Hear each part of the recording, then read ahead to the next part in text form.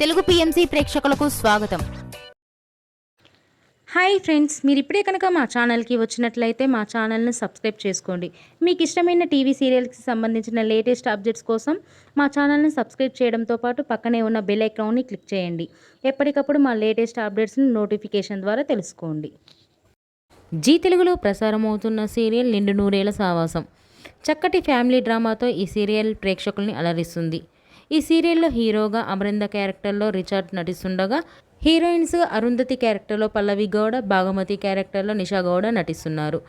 తాజాగా పల్లవి గౌడ తన లేటెస్ట్ ఫొటోస్ని అభిమానులతో పంచుకుంది. ఆ ఫొటోస్ని మనం కూడా చూసేద్దాం.